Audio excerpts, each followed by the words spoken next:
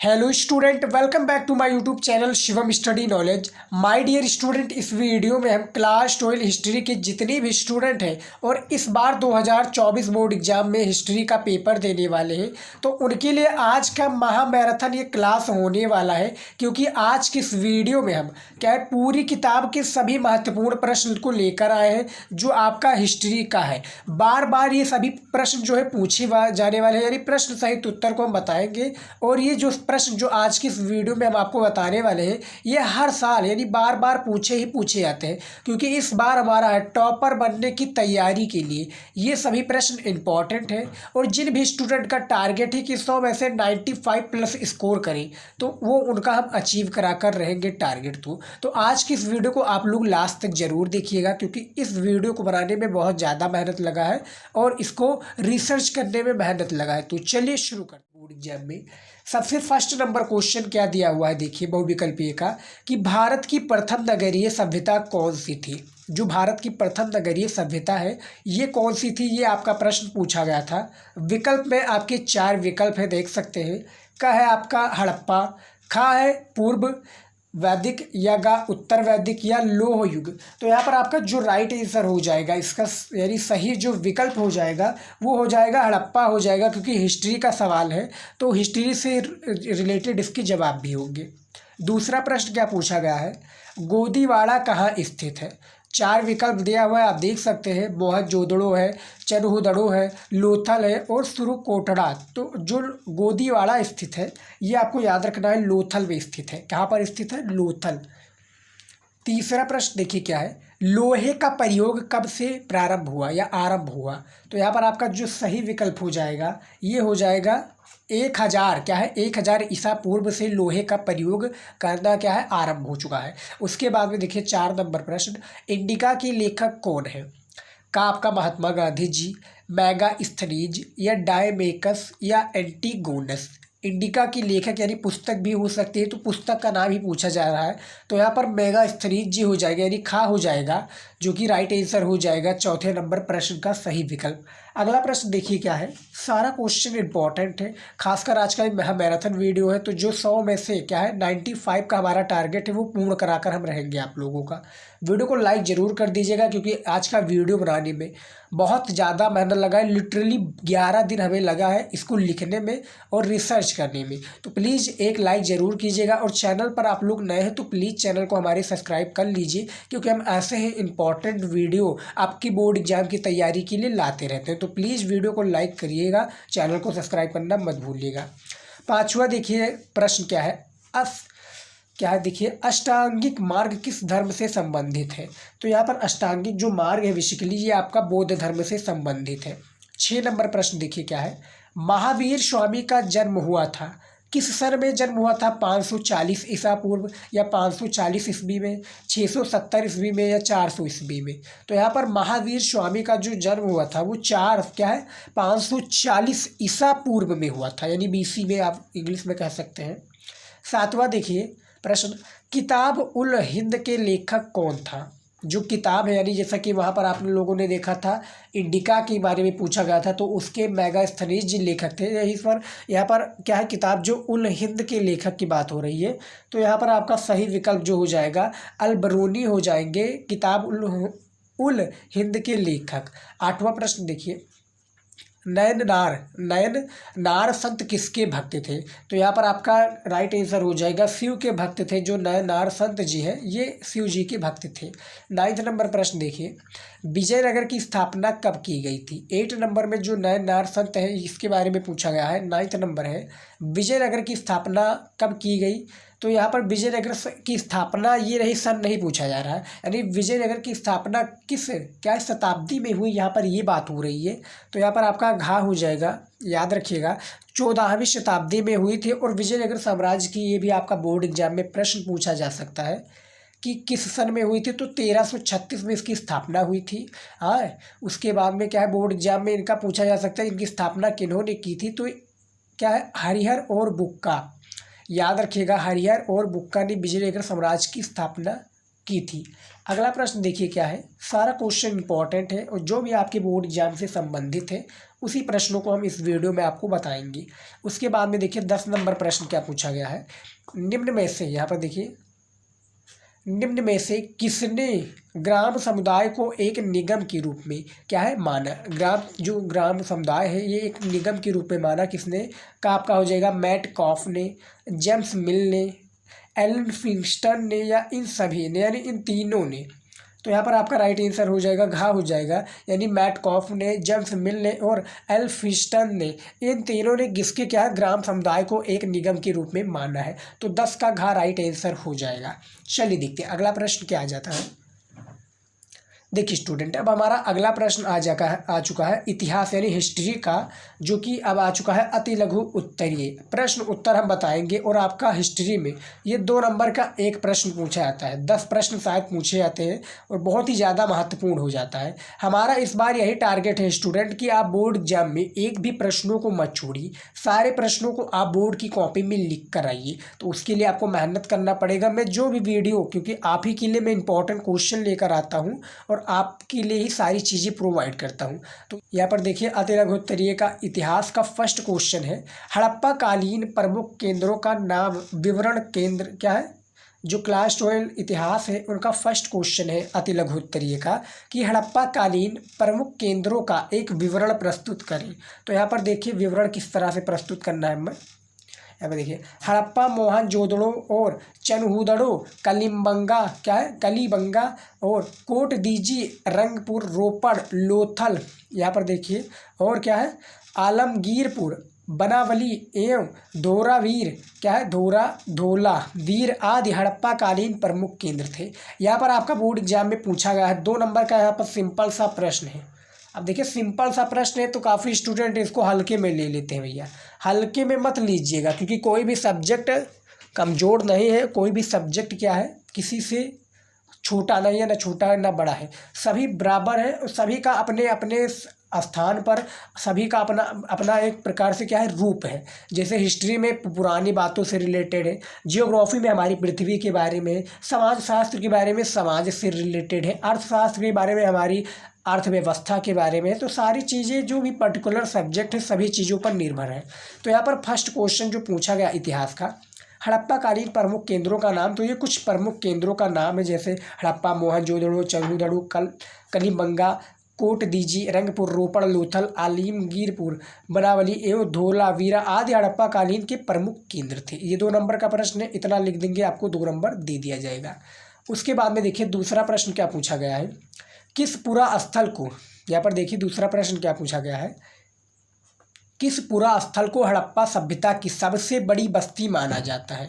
यहाँ पर आप ध्यानपूर्वक पहले प्रश्नों को पढ़िए फिर देखिए, क्योंकि सारा प्रश्न बहुत ही ज़्यादा इंपॉर्टेंट है और ख़ासकर ये बात इंपॉर्टेंट है क्योंकि पूरे बुक से लिया गया है। ये सारा प्रश्न आप जाएंगे अपनी बुक में ढूंढेंगे तो सारा प्रश्न आपको मिल जाएगा, सारे प्रश्न का आंसर आपको दिख जाएगा।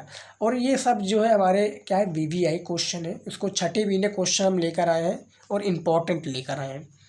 तो यहाँ पर देखिए इसका आंसर देखिए, सिंध प्रांत के लरखाना क्या है, सिंध प्रांत के लरकाना जिले में स्थित मोहनजोदड़ो को हड़प्पा सभ्यता की सबसे क्या है, सबसे की बड़ी बस्ती, सबसे बड़ी बस्ती यहाँ पर सबसे की यहाँ पर हटा दीजिए, सबसे बड़ी बस्ती माना जाता है, जिसका शाब्दिक अर्थ है मृतकों यानी अथवा प्रेतों का टीला।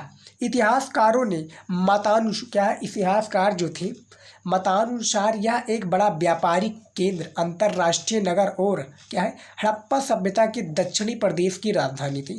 यहाँ पर प्रश्न जो पूछा गया था आपका विद्यार्थी लोग कि किस पुरा स्थल को हड़प्पा सभ्यता की सबसे बड़ी बस्ती माना जाता है, तो मोहनजोदड़ो को क्या है सबसे बड़ी बस्ती माना जाता है। क्या है, जो लरकाना जिले में स्थित मोहनजोदड़ो है इसको हड़प्पा सभ्यता की सबसे बड़ी बस्ती माना जाता था, जिसका शाब्दिक अर्थ क्या है कि मृतकों अथवा प्रेतों का टीला।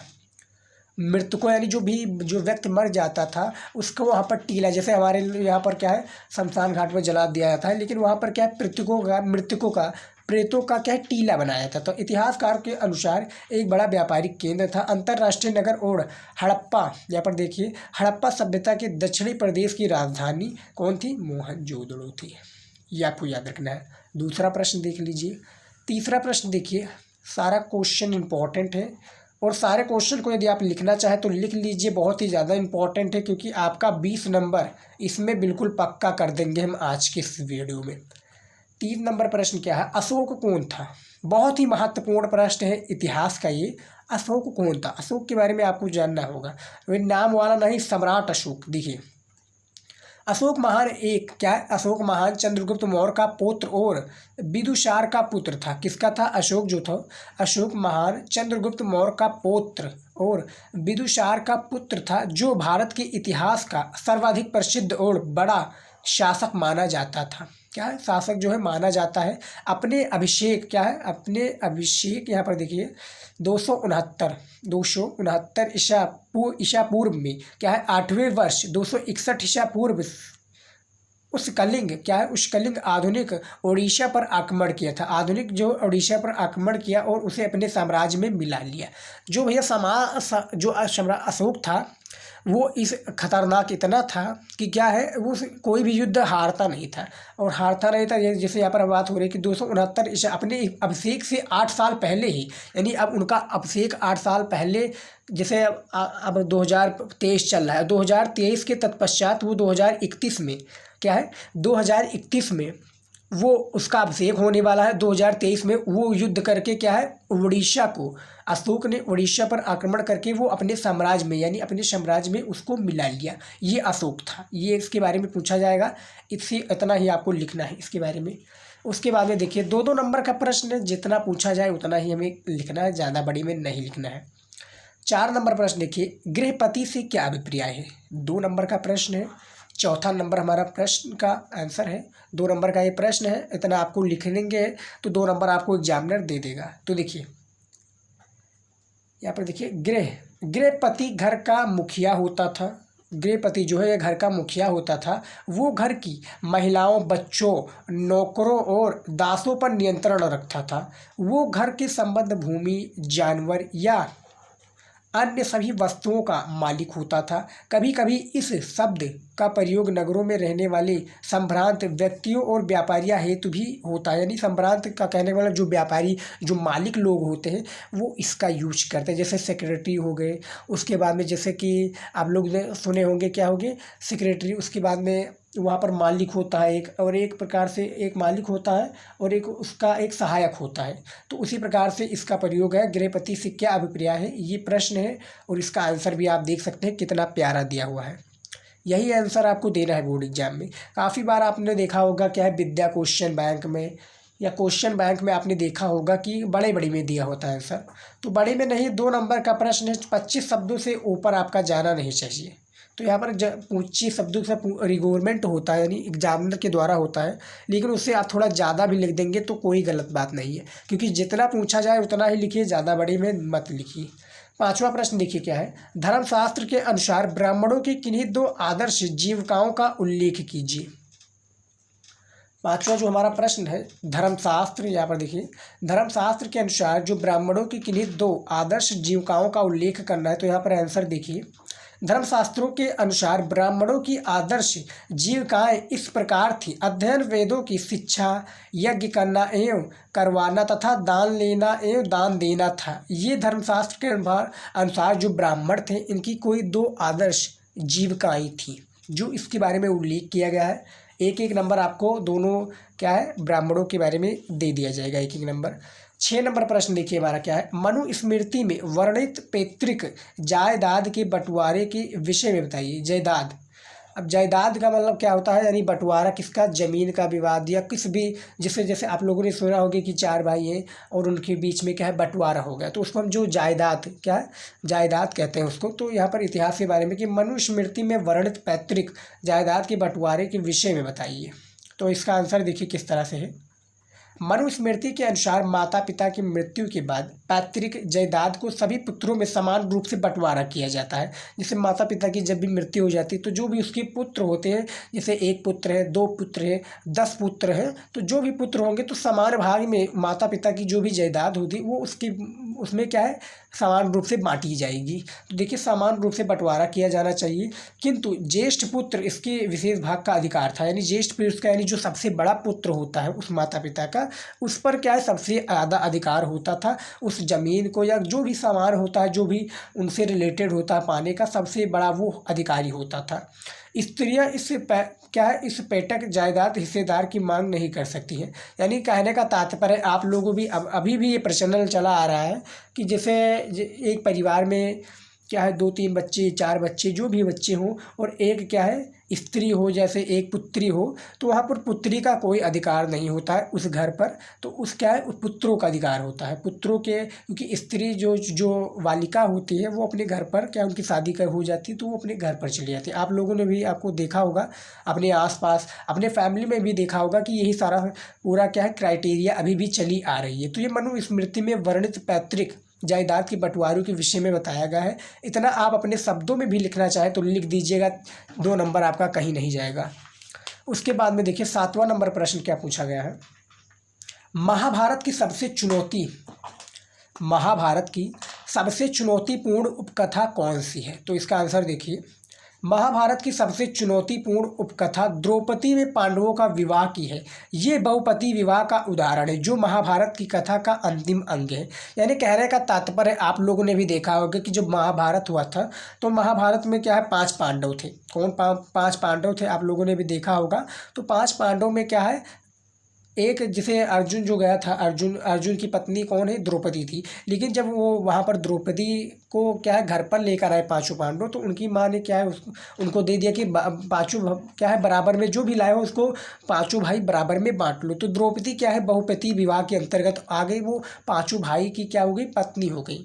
उन क्या है अर्जुन की 4 भाई यानी 5 भाई मिलकर किसकी पत्नी हो गए, पति हो गए द्रौपदी के, यानी द्रौपदी के पति लोग हो गए 5 पांडव। तो वहाँ पर पांडवों की विवाह की ये बहुपति विवाह का उदाहरण जो कि महाभारत की कथा का अंतिम अंग है। और इसी को क्या कहता है, बहुपति विवाह कहा जाता है। समाज शास्त्र के जो स्टूडेंट होंगे उन्हें पता होगा बहुपति विवाह, बहुपत्नी विवाह। बहुपत्नी विवाह का मतलब जिससे एक पति का कई स्त्रियाँ होना, यहाँ पर बहुपति विवाह तो एक स्त्री की कई पति होना।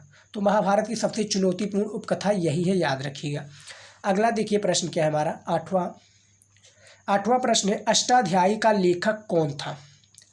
अष्टाध्यायी का लेखक पढ़िनी था, और ये संस्कृत व्याकरण की किताब है जो अष्टाध्यायी है। याद रखिएगा यहाँ पर अष्टाध्यायी के लेखक के बारे में बात हो रही है, तो आप थोड़ा दिमाग भी लगाएंगे तो अष्टाध्यायी लेखक यानी पुस्तक का भी नाम हो सकता है, रचना का भी नाम हो सकता है, ये आपको याद रखना है। तो आपको समझ में आ गया, इसको है संस्कृत व्याकरण की ये किताब है और इसके लेखक जो है पढ़िनी जी थे। ये 8वां प्रश्न है, 1-1 नंबर का है, 2 नंबर आपको यहाँ पर कंप्लीट मिल जाएगा। ये सारे प्रश्न इंपॉर्टेंट है, VVI है, पूरे बुक से लिया गया है। खासकर ये चुनिंदा प्रश्न है। चुनिंदा प्रश्न इसलिए जो बोर्ड एग्जाम में पिछले कुछ वर्षों से आ रहे हैं और इस बार भी आने की काफ़ी चांसेस है, तो इसको तैयार कर लीजिएगा। मैं जितने भी प्रश्न लेकर आ रहा हूँ स्टूडेंट, प्लीज़ आप उसको तैयार कर लीजिए, क्योंकि वो आपकी बोर्ड एग्जाम के लिए इम्पोर्टेंट है। मैं उन्हीं प्रश्नों को लेकर आता हूँ जो आपकी बोर्ड एग्जाम में आए और जो पूछा जाए, जिसको आप कॉपी में लिख पाएँ। 9वां नंबर प्रश्न है हमारा, वेदों का महत्व बताइए। जो वेद है इसका हमें महत्व बताना है, तो इसका महत्व किस तरह से बताना है। देखिए, वैदिक साहित्य के सर्वाधिक महत्वपूर्ण ग्रंथ वेद हैं। वेद संख्या में 4 हैं। वेदों का महत्व हमें बताना है, तो वैदिक साहित्य के सर्वाधिक जो महत्वपूर्ण ग्रंथ वे वेद ही है, सभी को पता होगा।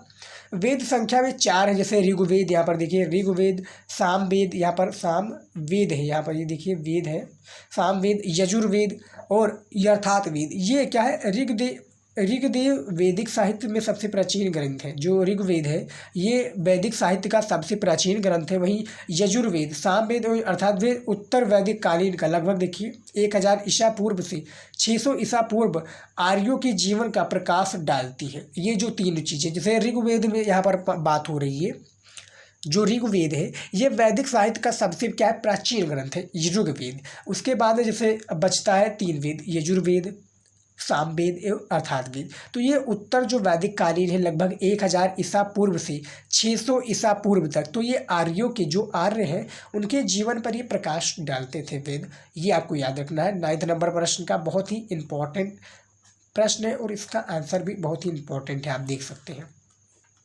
10 नंबर प्रश्न देखिए हमारा क्या पूछा गया है, स्तूप क्यों बनाए जाते थे? स्तूप के बारे में हमने फ़िलहाल कुछ ही दिनों पहले एक वीडियो बनाया था, बहुत ही ज़्यादा इम्पोर्टेंट वीडियो था। आपने नहीं देखा है तो जाकर चैनल पर देख लीजिएगा, जिसमें हमने महत्वपूर्ण प्रश्नों के बारे में बताया था, तो उसको भी आप तैयार कर लीजिएगा। लेकिन यहाँ पर प्रश्न फ़िलहाल पूछा गया है, स्तूप क्यों बनाए जाते हैं? देखिए इसका आंसर देखिए, स्तूप महात्मा बुद्ध अथवा किसी अन्य पवित्र भिक्षु के अवशेषों जैसे दांत, भस्म आदि अथवा किसी पवित्र ग्रंथ पर बनाए जाते थे। अवशेष स्तूप के आधार के केंद्र में क्या है, बनाए गए एक छोटे से कक्ष में एक क्या है जो पेटिका है रख दी जाती है। यानी स्तूप के बारे में बताया जा रहा है और इसका उदाहरण भी दे दिया है कि इसका क्या प्रयोग होता था। जिसे स्तूप जो होता था ये महात्मा बुद्ध अथवा किसी अन्य जो पवित्र लोग थे, विष्णु के अवशेषों जैसे दांत, उनका जो विष्णु के अवशेष थे जैसे दांत, भस्म आदि अथवा किसी पवित्र ग्रंथ पर बनाए जाते थे। अवशेष स्तूप के आधार के केंद्र में बनाए गए और ये छोटे से कक्ष में क्या है पेटिका के रूप में जो ये अवशेष थे स्तूप जो बनाए जाते थे उसको रख दिया जाता था। तो यहाँ पर देख सकते हैं इसका आंसर किस तरह से, इसका आंसर आप इसी प्रकार से देखिएगा, स्तूप क्यों बनाए जाते थे। देखिए अगला प्रश्न क्या हमारा आ चुका है 11 नंबर। देखिए 11 नंबर प्रश्न है, रिहला किसका यात्रा वृतांत है? जो रिहला है ये किसका यात्रा वृतांत है? तो इसका आंसर देखिए, रिहला मोरक्को का क्या है, जो रिहला है ये मोरक्को का यात्री इब्न बतूता का यात्रा वृतांत है। ये 14वीं शताब्दी में भारतीय उपमहाद्वीप के सामाजिक, यहाँ पर सामाजिक हो जाएगा, सामाजिक तथा सांस्कृतिक जीवन के विषय में बहुत ही प्रचुर मात्रा में क्या है, बहुत ही प्रचुर और रोचक जानकारियाँ देता है। इसकी भाषा अरबी है। यानी रियक्का किसका यात्रा वृतांत है? तो ये मोरक्को का क्या है, इब्न बतूता। आप लोगों ने काफ़ी बार ऑब्जेक्टिव क्वेश्चन में इब्न बतूता का नाम सुना होगा। तो यात्री जो मोरक्को का क्या है, मोरक्को देश का एक यात्री इब्न बतूता का यात्रा है वृतांत का ये यात्रा, और ये 14वीं शताब्दी में भारतीय उपमहाद्वीप की जो सामाजिक, याद रखिएगा यहाँ पर एक लाइन और है, सामाजिक तथा सांस्कृतिक जीवन के विषय में बहुत ही प्रचुर और रोचक जानकारियाँ देता है। इसकी भाषा जो थी क्या है, अरबी थी इब्न बतूता की। उसके बाद में देखिए 12 नंबर प्रश्न क्या पूछा गया है, देखिए दुर्याते, यहाँ पर यह है क्या है दुर्याते बारबोसा कौन था?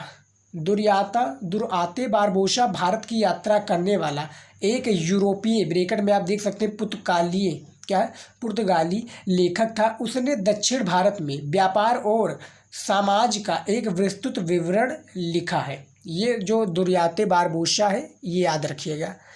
13 नंबर प्रश्न देखिए, सारे क्वेश्चन को यदि आप लिखना चाहें तो लिख लीजिए, और मैं जल्दी बचा रहा हूं तो आप क्वेश्चनों को आप रोक कर भी वीडियो समझ सकते हैं, क्योंकि आपके लिए समझना बहुत ही ज़्यादा महत्वपूर्ण है। समझेंगे तभी इसका आंसर आप दे ले पाएंगे, क्योंकि क्या है काफ़ी बार आप लोगों ने भी देखा होगा जो बड़ा क्वेश्चन होता है उसमें आपको समझना बहुत ज़रूरी है। क्योंकि रट्टा मारने बैठेंगे तो भैया एक क्वेश्चन रट्टा मार लेंगे, 2 क्वेश्चन मार लेंगे, लेकिन पूरे बुक का जब आप लॉन्ग क्वेश्चन याद करने बैठेंगे तो बहुत समय लगेगा, और उसी चक्कर में आप 2-4 जो याद किए होंगे वो भी भूल जाएंगे। तो भैया जो लॉन्ग क्वेश्चन है उसको याद नहीं करना है, आपको क्या करना है, उसको समझना है। समझिए कि लाइन क्या कह रहा है, प्रश्न क्या कह रहा है, और यदि आप पढ़े होंगे उस किताब के बारे में, उस चैप्टर के बारे में, तो आपको बड़ी ही आसानी होगा उन प्रश्नों को लिखने में। ये आपको याद रखना है। यही मैंने भी ट्रिक लगाया था जब मैंने पेपर दिया था इंटर में, यानी इंटरमीडिएट में, जो आप लोग दे रहे हैं। 13 नंबर प्रश्न है, अधिकांशतः देवी की आराधना पद्धति को किस नाम से जाना जाता है? यहाँ पर देखिए, अधिकांशतः देवी की आराधना पद्धति को तंत्रिक नाम से जाना जाता है। तंत्रिक पूजा पद्धति उपमहाद्वीप के कई भागों में प्रचलित थी। इसके अंतर्गत स्त्री और पुरुष दोनों ही शामिल हो सकते थे। किसके? अधिकांश देवी की आराधना पद्धति को किस नाम से जाना जाता है? तो ये तंत्रिक, यहाँ पर देखिए तंत्रिक नाम से जाना जाता है, और तंत्रिक पूजा पद्धति उपमहाद्वीप के कई भागों में भी ये क्या है प्रचलित थी। 14 नंबर प्रश्न देखिए क्या है, गुरु नानक की 4 शिक्षाओं का उल्लेख कीजिए। जो गुरु नानक जी हैं हमारे, उनके जो 4 शिक्षा क्या है, शिक्षाओं का उल्लेख कीजिए। अथवा यहाँ पर देखिए अथवा लगकर है, गुरु नानक की शिक्षाओं का वर्णन कीजिए। अथवा लगकर है, ये भी प्रश्न आपका पूछा जा सकता है बोर्ड एग्जाम में, और ये भी ऊपर वाला भी प्रश्न पूछा जा सकता है। तो यहाँ पर देखिए आंसर देखिए, गुरु नानक की 4 शिक्षाएं निम्नवत है, यानी कुछ इस प्रकार से है। देखिए देखिए सबसे पहला फर्स्ट पर आ जाता है, मैं दिखा दूँ आपको। सबसे फर्स्ट पर क्या आ जाता है, ईश्वर और मानव जाति, यहाँ पर मानव जाति हो जाएगा, मानव जाति की एकता पर बल। दूसरा है आपका कर्म कांडों के स्थान पर भक्ति का समर्थन। तीसरा है अच्छाई को अपनाने और बुराई को छोड़ देने का उपदेश। चौथा है हमारा जाति व्यवस्था और वर्ण, जो जाति व्यवस्था और वर्ण भेदभावों का खंडन।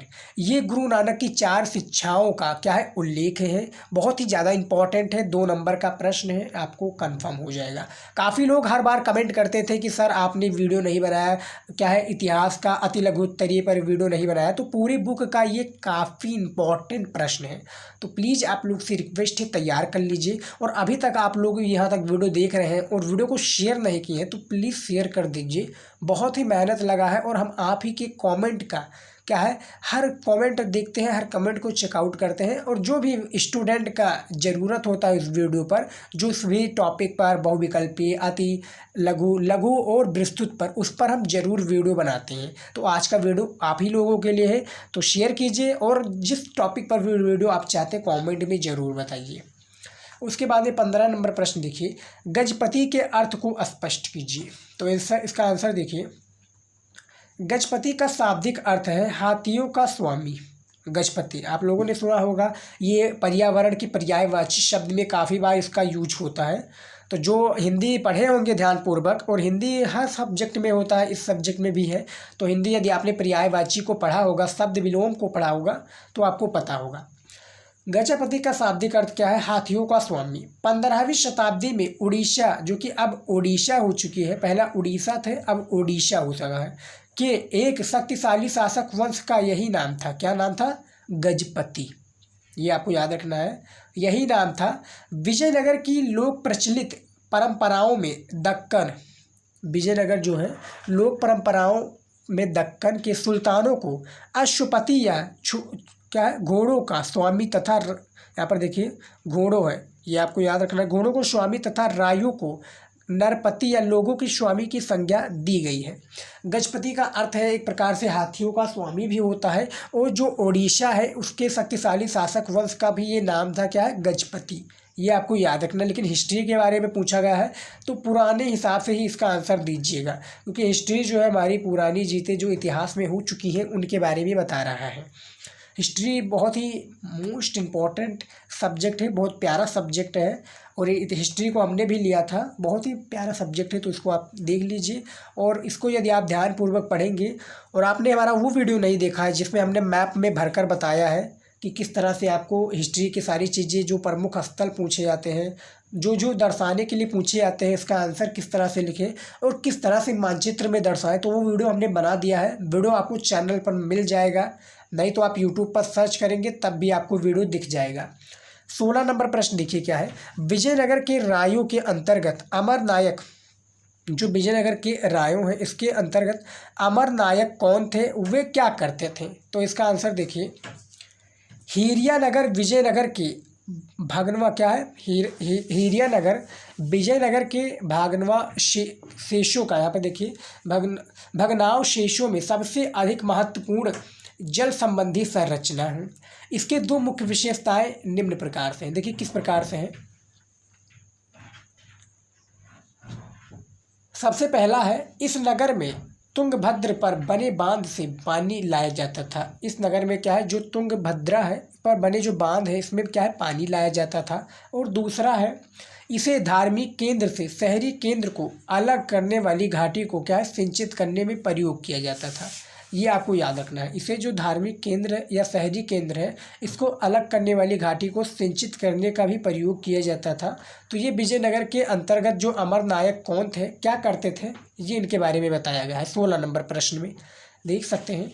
और यदि प्रश्न स्टूडेंट कोई भी प्रश्न का आंसर गलत हो, या कोई भी प्रश्न का आंसर काफ़ी बार क्या होता है बुक में भी गलत दिए होते हैं, और मुझसे भी कभी कभी गलती हो जाती है, तो प्लीज़ क्या है आप लोग हमें इंस्टाग्राम पर मैसेज कीजिएगा कि सर इस चैप्टर का या जो भी मैंने वीडियो बनाया है उसका आप लिंक भेजिएगा हमारे पास, और ये बताइएगा कि इस प्रश्न का अति लघु उत्तरीय हो, चाहे बहुविकल्पीय हो, चाहे लघु हो, उसको आप हमें बताइएगा कि सर ये वाला प्रश्न क्या है, आपका आंसर गलत है, इसको आप सुधारिए, नहीं तो आप क्या कीजिए इसको इम्प्लीमेंट कीजिए, उसको डिलीट कर दिए वो पार्ट को। तो हम उसको देखेंगे क्योंकि काफ़ी बार क्या होता है हमारे से भी गलती हो जाती है, वो काफ़ी बार प्रश्न का आंसर भी गलत होता है, खासकर ऑब्जेक्टिव क्वेश्चन का। 17 नंबर प्रश्न देखिए क्या है, खेतिहर, यहाँ पर देखिए खेतिहर समाज की बुनियादी इकाई क्या थी। आंसर देखिए, खेतिहर समाज की बुनियादी इकाई गांव थी जिसमें किसान रहते थे। किसान साल भर अलग अलग मौसम में, अलग अलग यहाँ पर में है, अलग अलग मौसम में वे सभी काम करते थे जिससे फसल की पैदावार होती थी, जैसे ज़मीन की जुताई, ज़मीन की क्या है जुताई, बीज बोना और फसल पकने उसकी कटाई करना। इसके अलावा वे उन वस्तुओं के उत्पादन में भी शामिल होते थे जो कृषि आधारित थी, जैसे शक्कर व तेल। ये आज सब जो खेतिहर समाज की बुनियादी इकाई क्या थी, ये यही थी। आप देख सकते हैं इसका आंसर, वीडियो को रोक कर भी सारी चीज़ें आप थोड़ी थोड़ी समझ सकते हैं। अगला प्रश्न देखिए क्या है, 18 नंबर प्रश्न।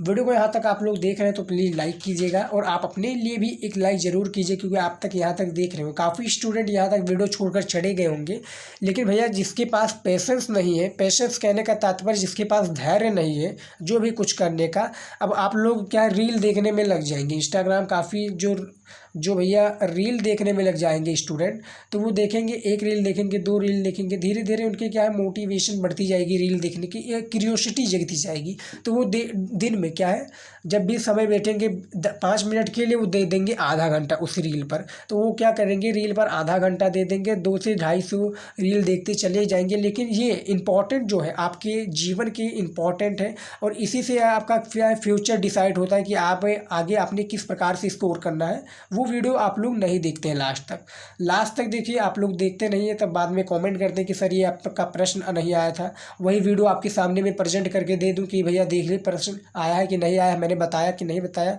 तब आप देखें बताएंगे कि सर मेरे से गलती हो गई, ये है नहीं वो है। क्योंकि गलती क्या है, गलती एक बार होती है 2 बार, लेकिन जब बार बार करते तो गलती नहीं होती, वो आपकी गलती होती। देखिए जाति पंचायत क्या थी, इसके कोई 2 कार्य बताइए। यहाँ पर सारी चीज़ें हम छोड़कर जाति पंचायत क्या थी इसके कोई 2 कार्य बताइए। तो यहाँ पर देखिए इसका आंसर, गांव में प्रत्येक जाति की अपनी पंचायत होती थी जिसे जाति पंचायत के नाम से भी जाना जाता था। जाति पंचायत के 2 प्रमुख कार्य थे, जैसे सबसे पहला यहाँ पर क्या है 2 कार्य थे जाति पंचायत की थी, यहाँ पर आपका इसका परिभाषा हो गया यहाँ तक। और इसके बाद में देखिए 2 जो कार्य है, सबसे पहला है अपनी जाति के सदस्यों के हितों की रक्षा करना तथा उनके साथ होने वाले अन्याय की विरुद्ध आवाज़ उठाना। पहले जैसे अब तो आ गया शासन, पुलिस का शासन। पहले क्या होता था, समाज में ग्राम पंचायत होता था, ग्राम पंचायत के थ्रू ही सारा मैटर सॉल्व कराया जाता था। जो भी सारी मैटर होते थे गांव में या जो भी सारी चीज़ें होती थी वो पंचायत के द्वारा ही होता था। आप लोगों ने क्लास 12 हिंदी में उसको पंचलाइट कहानी को पढ़ा होगा, तो आपको पता होगा गोधन नाम का युवक क्या करता है। गोधन नाम युवक को किस प्रकार से क्या है बहिष्कृत किया जाता है समाज से, आप लोगों को पता होगा। नहीं पता है तो बोर्ड एग्जाम में आपके क्लास 12 हिंदी में आता है, उसको वीडियो भी देख लीजिएगा, वीडियो आपको मिल जाएगा चैनल पर।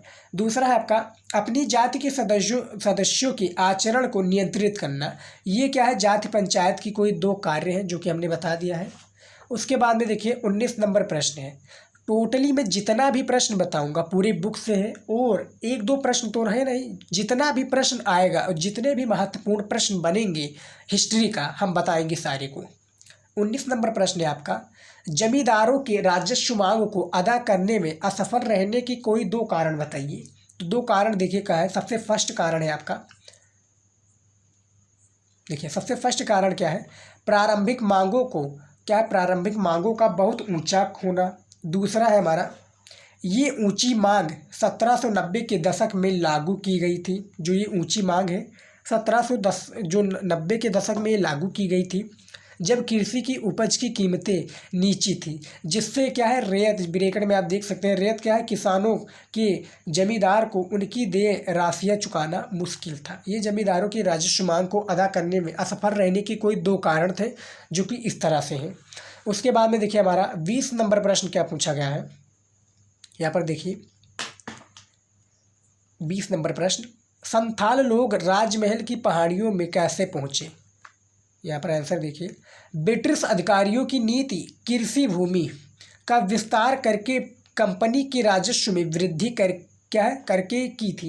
यानी ब्रिटिश सरकार के जो संथाल लोग हैं ये राजमहल की पहाड़ियों में कैसे पहुँचे, यहाँ पर ये बताया जा रहा है कि ब्रिटिश जो अधिकारियों की नीति कृषि भूमि का विस्तार करके की थी। संथाल जंगलों को साफ करके स्थायी खेती करने के लिए तैयार थे, अतः ब्रिटिश अधिकारियों ने संथालों को जमीन देकर राजमहल की तलहटी में बसने के लिए तैयार किया संथाल लोगों को। यहाँ पर आप देख सकते हैं।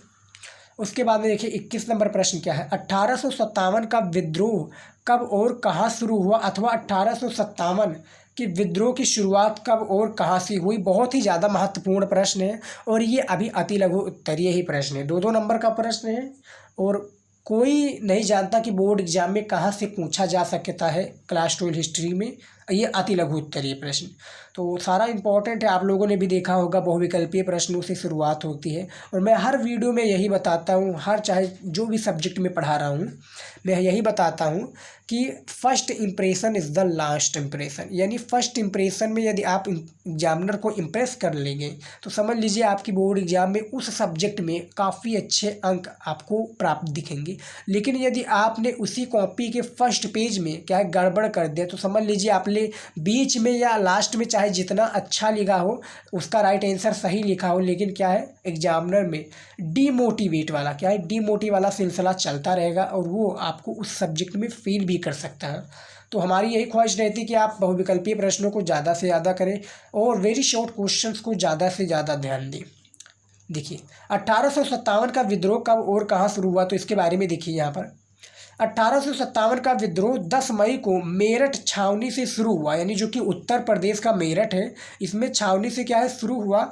इस विद्रोह की हलचल की शुरुआत भारतीय सैनिकों से बनी पैदल सेना हुई। भारतीय सैनिकों से बनी पैदल सेना से हुई, जो जल्द ही घुड़सवार फौज और फिर शहर तक फैल गई। यानी पर यहाँ पर जो 1857 की बात हो रही है, यहाँ पर आप देखिए प्रश्न को पढ़िए कि 1857 का विद्रोह कब और कहाँ हुआ। तो भैया 10 मई को मेरठ छावनी में हुआ, इसका आंसर यहाँ तक मिल गया। 1800 अथवा लगकर प्रश्न पूछा गया है, यहाँ पर आप देखिए अथवा लगकर प्रश्न पूछा गया है। 1857 के विद्रोह की शुरुआत कब और कहाँ से हुई, तो यानी दोनों में आपको जो भी पसंद आता है, क्योंकि प्रश्न तो एक ही है, लेकिन बोर्ड एग्जाम में आपका प्रश्न तो घुमा फिरा कर पूछा जाएगा, लेकिन इसका आंसर यही होगा जो कि यहाँ पर आप देख सकते हैं। इसका आंसर यही होगा, प्रश्न चाहे जो भी घुमा फिरा कर पूछा जा सके, अथवा लगा रहेगा, ये आपको याद रखना है। तो 21 नंबर में प्रश्न का हमने आंसर बता दिया है। चलिए देखते हैं अगला प्रश्न क्या आता है। 22 नंबर प्रश्न देखिए, सहायक संधि क्या थी, अथवा सहायक संधि पर एक संक्षिप्त टिप्पणी लिखिए। जो सहायक संधि है ये क्या थी, अथवा सहायक जो संधि, इस पर एक हमें संक्षिप्त टिप्पणी लिखना है। तो इसका आंसर देखिए, सहायक संधि लॉर्ड वेलेस्ली द्वारा 1798 ईस्वी में तैयार की गई एक व्यवस्था थी। अंग्रेजों के साथ ये संधि करने वालों को कुछ शर्तें माननी पड़ती थी। जो सहायक संधि थी, यहाँ पर अथवा लगकर प्रश्न पूछा गया है। अथवा लगकर मैं इसलिए बता देता हूँ क्योंकि काफ़ी स्टूडेंट बाद में क्वेश्चंस को देखते हो घबरा जाते हैं, लेकिन वो ये नहीं समझते कि भैया क्वेश्चन चाहे जो भी पूछा जाए लेकिन इसका आंसर एक ही होगा, जो कि यहाँ पर हमने दिया हुआ है। तो यहाँ पर क्या है, यहाँ पर देखिए प्रश्न पूछा गया कि सहायक संधि क्या थी। तो सहायक संधि क्या थी, इसका हमने एक परिभाषा दे दिया, लेकिन इसका संक्षिप्त टिप्पणी के लिखने के बारे में पूछा गया है। तो इसका आंसर देखिए, सबसे पहले में आपका यहाँ पर देखिए, अंग्रेज अपने सहयोगी की बाहरी और आंतरिक चुनौतियां की रक्षा करेंगी। दूसरा क्या है इसमें देखिए, दूसरा है सहयोगी पक्ष के बीच क्षेत्र, क्या है सहयोगी जो पक्ष, इसके भू क्षेत्र में एक ब्रिटिश सैनिकी टुकड़ी तैनात रहेगी। तीसरा है हमारा, सहयोगी पक्ष को इस टुकड़ी को रख रखाव की व्यवस्था करनी होगी। तथा चौथा जो है, सहयोगी पक्ष ना तो किसी और, जो सहयोगी पक्ष है ये ना तो किसी और शासक के साथ संधि करेगा और ना ही अंग्रेजों की अनुमति के बिना किसी युद्ध में हिस्सा लेगा। तो ये जो सहायक संधि क्या थी इसके बारे में आप देख सकते हैं। और ये यदि प्रश्न पूछा जाए तो ये चारों के बारे में आप इस प्रकार से लिखिएगा जिस प्रकार से हमने लिखा है। और ये जब ये पूछा जाए सहायक संधि क्या थी तो जब यहाँ तक आप लिख देंगे तो 2 नंबर आपको पाने से कोई नहीं रोक सकता। हमने दोनों का मॉड्यूल बता दिया है कि किस तरह से प्रश्न पूछा जाएगा, और जो भी प्रश्न पूछा जाए उसी तरीके से आपको बोर्ड एग्जाम में भी एक्शन लेना है। उसके बाद में देखिए हमारा 23 नंबर प्रश्न क्या पूछा गया है। लाल बाल और यहाँ पर देखिए प्रश्न तो थोड़ा घुमा फिरा कर पूछा गया है, काफ़ी स्टूडेंट यही में कंफ्यूज हो जाते हैं, लेकिन कंफ्यूज आपको नहीं होना स्टूडेंट, क्योंकि आप हमारी विद्यार्थी हैं। देखिए 23 नंबर प्रश्न में देखिए, लाल बाल और पाल के नाम में किन्हें जाना जाता है। तो देखिए लाला लाजपत राय, बाल गंगाधर तिलक तथा बिपिन चंद्र पाल। यहाँ पर देखिए इसका एक प्रकार से निक नेम हो गया लाल बाल और पाल। जैसे जैसे फुल फॉर्म में आपको दिया होता है कि फुल फॉर्म में जैसे अब BIP का रख लीजिए, BIP का, जैसे BIP हम एक प्रकार से एक क्या है BIP एक प्रकार से क्या है फुल फॉर्म है। अब इसका हमें पूरा विस्तारित रूप लिख रहा है तो VIP का सभी को फुल फॉर्म पता होगा कि वेरी इंपॉर्टेंट पर्सन, या जिसे अलग अलग जो शेड्यूल पर लॉन्च होता है तो अलग अलग उसका फुल फॉर्म होगा। सेम इसी प्रकार से जैसे लाल बाल और पाल है, देखिए लाला लाजपत राय तथा बाल गंगाधर तिलक तथा बिपिन चंद्र पाल को लाल बाल और पाल के नाम से क्या है जाना जाता है। लाला लाजपत राय पंजाब से और बाल गंगाधर तिलक महाराष्ट्र से तथा क्या है बिपिन चंद्र पाल बंगाल से थे। ये आपको याद रखना है। ये प्रश्न पूछा जा सकता है, 2 नंबर का प्रश्न है, काफ़ी बार पूछा गया है, इस बार भी पूछे जाने के काफ़ी चांसेस हैं। 24 नंबर प्रश्न देखिए क्या है। लाहौर अधिवेशन, जो लाहौर अधिवेशन है 1929, ब्रैकेट में आप देख सकते हैं 1929 का क्या महत्व है। जो 1929 है इसका क्या महत्व है, तो इसका आंसर देखिए यहाँ पर 1929 में दिसंबर के अंत में कांग्रेस का वार्षिक अधिवेशन लाहौर शहर में क्या है आयोजित किया गया। ये अधिवेशन 2 दृष्टियों में महत्वपूर्ण था। क्या है, 2 दृष्टियों के रूप में जब देखा जाए तो ये महत्वपूर्ण था लाहौर अधिवेशन, जो कि 1929 में 1929 का ये महत्व है। बोर्ड एग्जाम में आपका ऑब्जेक्टिव क्वेश्चन में भी हिस्ट्री में पूछा जा सकता है। ये पूछा जा सकता है कि लाहौर अधिवेशन का महत्व कब था, तो 1929 में इसका अधिवेशन हुआ था। तो ये आपका इसका सटीक आंसर हो जाएगा, याद रखिएगा। और ये भी प्रश्न घुमा फिरा कर पूछा जा सकता है कि 1929 में कौन सा अधिवेशन हुआ। लाहौर अधिवेशन दे दिया जाएगा, आपको पता है लाहौर अधिवेशन है, और 3 गलत दे दिए जाएंगे तो 1 नंबर तुरंत आपको मिल जाएगा। तो यही सब फ़ायदा होता है। देखिए सबसे फर्स्ट पर देखिए क्या महत्वपूर्ण था। देखिए सबसे फर्स्ट पर इसका अधिवेशन में जवाहरलाल नेहरू का अध्यक्ष के रूप में क्या है चुनाव, जो युवा पीढ़ी का नेतृत्व की छड़ी सौंपने का प्रतीक था। तथा दूसरा है पूर्व राज स्वराज, क्या है जो पूर्व स्वराज अथवा पूर्ण स्वतंत्रता की उद्घोषणा। ये लाहौर अधिवेशन का सबसे बड़ा महत्व है। ये आपको लोगों को समझ में आ गया तो बताइए कमेंट में। उसके बाद में देखिए 25 नंबर प्रश्न हमारा, उद्देश्य प्रस्ताव किसने पेश किया। जो उद्देश्य प्रस्ताव है यदि आपने देखा होगा तो उद्देश्य प्रस्ताव जो है ये किसने पेश किया, तो ये आपको बताना है। तो इसका आंसर देखिए उद्देश्य प्रस्ताव जवाहरलाल नेहरू ने पेश किया था। जो जवाहरलाल नेहरू थे पहले भारत के प्रधानमंत्री थे जवाहरलाल नेहरू जी, तो उन्होंने क्या है उद्देश्य क्या है पेश किया था। तो देखिए उन्होंने ये प्रस्ताव 13 दिसंबर 1946 को क्या है संविधान सभा के सामने पेश किया था। कौन सा पेश किया था, उद्देश्य प्रस्ताव। उसके बाद में देखिए 13 दिसंबर 1946 को। इसके अलावा उन्होंने ये प्रस्ताव भी क्या है पेश किया था कि भारत का राष्ट्रीय ध्वज केसरिया सफ़ेद और गहरे हरे रंग का 3 बराबर चौड़ाई वाली पट्टियों का तिरंगा झंडा होगा, जिसके बीच में गहरे नीले रंग का चक्र होगा, जो कि प्रेजेंट टाइम में आप लोगों ने देखा होगा। ऊपर क्या है लाल रंग का, जिसका प्रतीक क्या है केसरिया। दूसरा क्या है सफ़ेद बीच में। तीसरा क्या है हरा आप लोगों ने देखा होगा क्या है कि केसरिया सफ़ेद और गहरे हरे रंग का, यहाँ पर आप लोगों ने देखा होगा। और बीच में 24 तीलियों का क्या है एक चक्र बना हुआ है, जो कि हमारे सारी चीज़ें क्या है झंडा से रिलेटेड है। हमारी जो प्यारा राष्ट्र ध्वज है तिरंगा है, जो कि जिसको हम फ्लैग भी कहते हैं, उसी से जुड़ा है। और ये जवाहरलाल नेहरू ने पेश किया था। क्लास 12 हिस्ट्री का इम्पोर्टेंट है, इसको ये प्रश्न को आप क्या है, नोट कर लीजिएगा, लिख लीजिए, बहुत ही ज़्यादा महत्वपूर्ण है। उसके बाद में देखिए हमारा 26 नंबर प्रश्न क्या है। मैं सारे को इसलिए बता देता हूँ कि कुछ समझाने बैठूंगा, बहुत वीडियो लंबा हो रहा है। फिलहाल वीडियो लंबा हो रहा है, इस पर आप गौर मत दीजिए, क्योंकि इस पर आप क्या है, आप फिलहाल इंपॉर्टेंट क्वेश्चंस को पढ़ने पर गौर दीजिए। उसके बाद में देखिए हमारा 26 नंबर प्रश्न क्या है। संविधान के 26 नंबर प्रश्न है, संविधान के मसविदों में विषयों की कितनी सूचियाँ बनाई गई हैं, इसके बारे में बताइए। जो संविधान है हमारा, संविधान के जो मसविदों में विषयों की जो कितनी सूचियाँ बनाई गई है, इसका आंसर देखिए। फिलहाल संविधान के मसविदों में विषयों की 3 सूचियाँ बनाई गई थी, जैसे केंद्रीय सूची, राज्य सूची और समवर्ती सूची। केंद्रीय सूची के विषय केवल केंद्र सरकार अधीन होते थे। किसके, केंद्रीय सूची के अंतर्गत जो है केंद्र सरकार क्या है, अधीन होते थे, तथा इसके बारे में देखिए अधीन होते थे। जबकि राज्य सूची के विषय की राज्य सरकार अंतर्गत आते थे। वही समवर्ती सूची के क्या है, समवर्ती सूची के विषय में केंद्र और राज्य दोनों के साझा जिम्मेदारी थी। तो यहाँ पर संविधान की जो मसविदों के विषयों की कितनी सूचियाँ बनाई गई थी, तो 3 प्रकार के हैं। यह आपका बोर्ड एग्जाम में पूछा भी जा सकता है। यहाँ पर देखिए केंद्रीय सूची, राज्य सूची और समवर्ती सूची। तो 26 नंबर ही प्रश्न होगा। आप लोगों ने देखा 26 प्रश्न का हमने प्रश्न सहित उत्तर को बता दिया है। अब हमारा आ जाता है लघु उत्तरीय प्रश्न, जो कि आपका क्लास 12 हिस्ट्री में 5 नंबर का पूछा जाता है।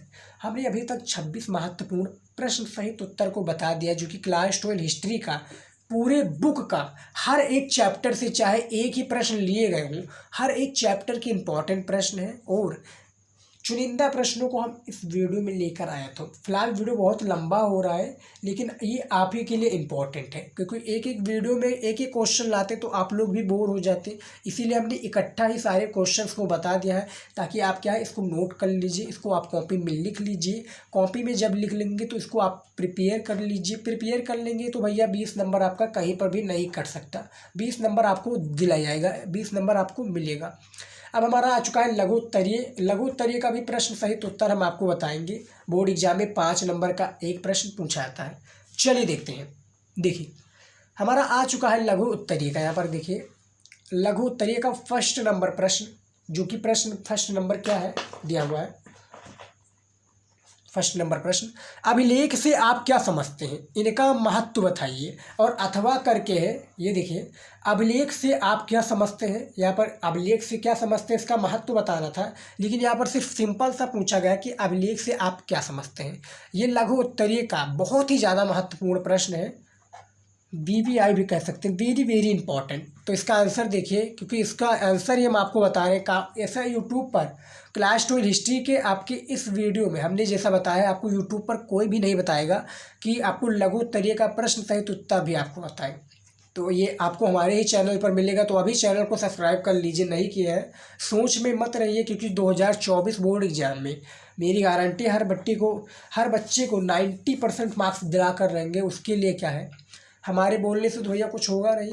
बोलने से मैं ये कह सकता हूँ कि मैं अपने तरफ से तैयारी करा रहा हूँ, रिस्पॉन्सिबिलिटी बनती है और इम्प्लीमेंट की करने की बारी आपकी है, क्योंकि बहुत कम समय बचा है। सो रहे हो तो अभी भी जग जाओ, वीडियो देख लो और इम्पॉर्टेंट है सभी प्रश्नों को तैयार कर लो, क्योंकि बहुत कम समय बचा है इतिहास रचने को। तो देखिए इसका आंसर देखिए, अभिलेखों का अध्ययन अभिलेख शास्त्र कहलाता है। क्या, अभिलेखों का अध्ययन अभिलेख शास्त्र कहलाता है। अभिलेख पत्थर, धातु या मिट्टी के बर्तन जैसी कठोर सतह पर खुदे होते हैं। इनमें राजाओं या जो इन्हें क्या है बनवाते हैं, उनकी उपलब्धियां, क्रियाकलाप या विचार लिखे जाते हैं। अर्थात अभिलेख एक प्रकार से स्थायी प्रमाण होते थे। जैसे यहाँ पर क्या है, इसका महत्व बताया गया है। जैसे अशोक के अभिलेख, जैसा कि हमने बताया था आपका स्तूप के बारे में और उसका अभिलेख के बारे में। अशोक के अभिलेख से ही इसका क्या है, उसका इतिहास ज्ञान होता था। अब तक उसके 40 से भी अधिक अभिलेख प्राप्त हो चुके हैं। इनसे उसके साम्राज्य, यहाँ पर देखिए, इनसे उसके साम्राज्य की सीमा और उसके धर्म और प्रशासन संबंधी अनेक बातें पता चलती हैं। कई अभिलेखों में इनका निर्माण की तिथि खुद ही रहती है। क्या है, इनकी निर्माण की जो तिथि है ये खुद ही रहती है। जिन पर तिथि नहीं लिखी रहती उनका क्या है, जो काल है निर्धारण लेखन शैली के आधार पर किया जा सकता है। तमिल पाली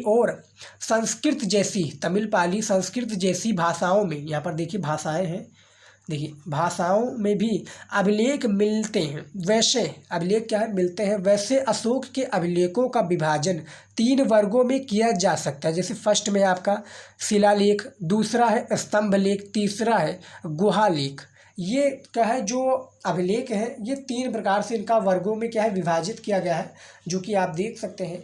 और ये फर्स्ट क्वेश्चन है लघु उत्तरीय का, 5 नंबर का प्रश्न है। एक पेज में पूरा इसका आंसर आया हुआ है, आप देख सकते हैं।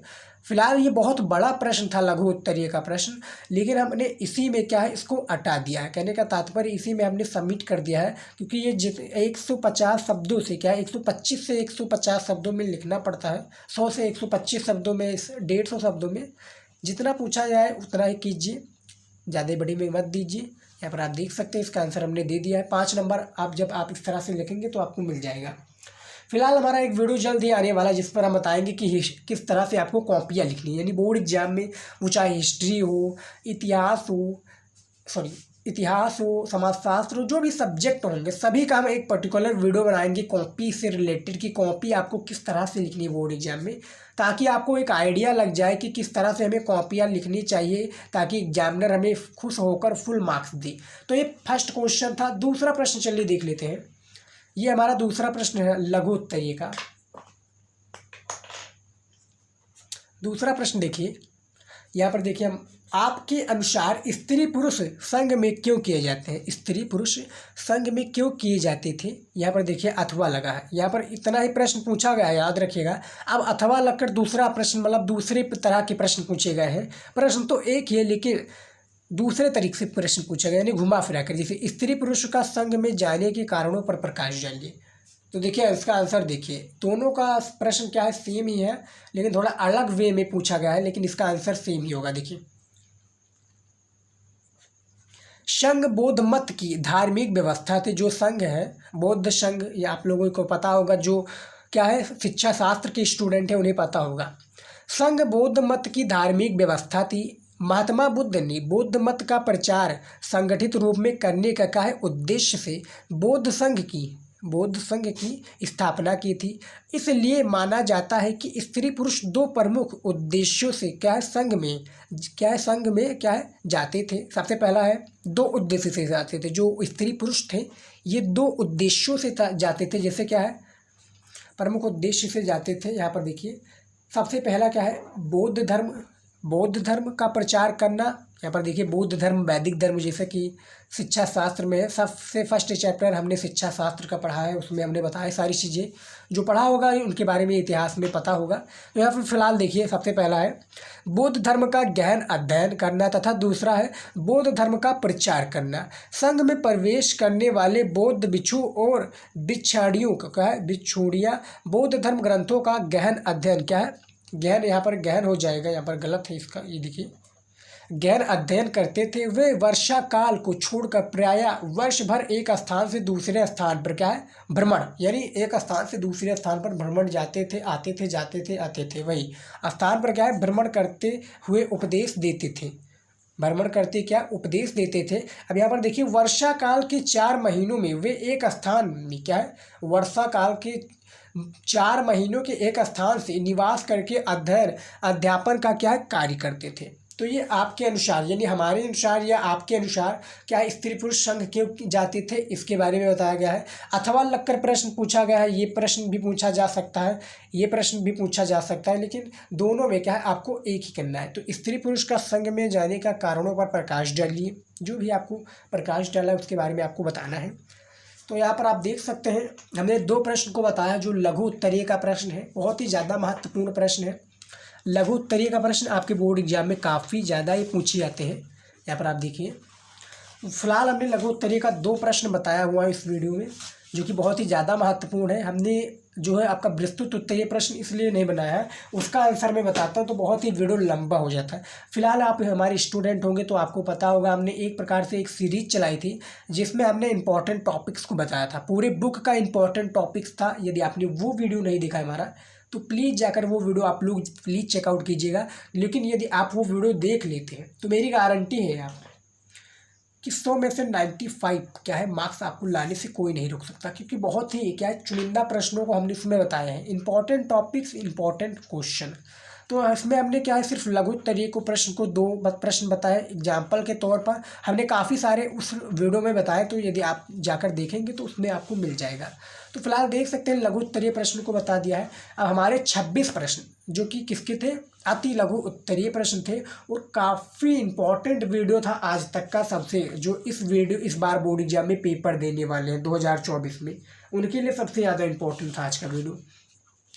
देख सकते हैं स्टूडेंट इसको लिखने में कितना ज़्यादा मेहनत लगा है, लिटरली 11 दिन लगा है। मैं आपको बता दूं 11 दिन इसको लिखने में मेहनत हमारा गया है। तो इसको वीडियो बनाने में क्या है 11 दिन लगा है। तो प्लीज़ वीडियो को लाइक कीजिएगा। चैनल पर आप हमारे नए हैं तो प्लीज़ आप लोग हमारे चैनल को सब्सक्राइब कर लीजिए, क्योंकि हम ऐसे क्या है वीडियो बनाते रहते हैं जो आर्ट्स की स्टूडेंट हैं हम उनकी पूर्ण रूप से तैयारी कराते हैं। चाहे जो भी सब्जेक्ट की आप लोग तैयारी कर रहे हो हमारे चैनल पर सभी की वीडियोज आप मिल जाएगी आपको। प्लीज़ चैनल को सब्सक्राइब कीजिए, वीडियो को अपने दोस्तों के साथ शेयर कीजिएगा यदि आपको वीडियो आज का अच्छा लगा हो, और वीडियो को बनाने में बहुत ज़्यादा मेहनत लगा है तो वीडियो को एक लाइक ज़रूर कीजिएगा। तो स्टूडेंट आज का ये वीडियो यही तक था। आई होप कि आज का वीडियो आप लोगों को पसंद आया है तो मिलते हैं नेक्स्ट वीडियो में। जय हिंद।